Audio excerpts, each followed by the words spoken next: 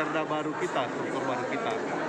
Jadi struktur baru kita memang harus, ya mungkin ya ada yang terkena demosi lah tuh penurunan, karena dari 30 jabatan kemarin ini sisa 25 jabatan, sehingga inilah dilakukan penilaian dan dibentuk tim namanya tim pansel yang terdiri dari semua unsur, dan ini yang dikirim dan menghasilkan kepala-kepala OPD yang baru tadi. Pak, yang baru apa sih Pak?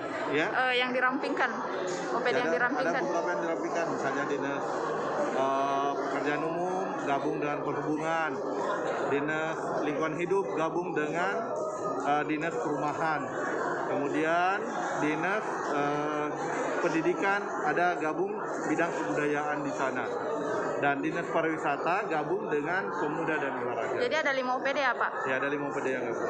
Pak, mengenai kantor dan ASN yang akan bergabung seperti apa mekanismenya Pak? Sudah. Jadi kemarin kita sudah mengeluarkan surat untuk penempatan kantornya, dan mereka sudah tahu semua di mana kantor masing-masing OPD, termasuk kendaraan-kendaraan dinas para kepala OPD. Kita sudah tadi melakukan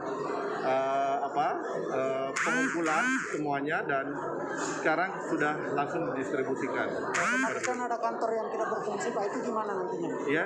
Ada kantor yang tidak berfungsi lagi?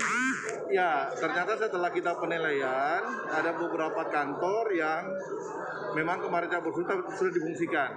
Malah kita kekurangan. Ya mungkin pas-pas lah.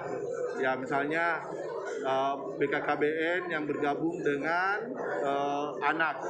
Ya dia harus menggunakan aula di atas gabungan organisasi, aula di atas untuk penyuluh kita, karena penyuluh KB kita sangat banyak ternyata.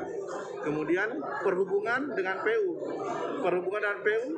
kita tambah kantornya, tetapi kantor perhubungan yang lama tidak bisa kita lepas karena di sana sudah ada bantuan dari kementerian untuk CCTV semua lokasi yang ada di Maros. Jadi sudah ada kayak base center di sana, center untuk perhubungan.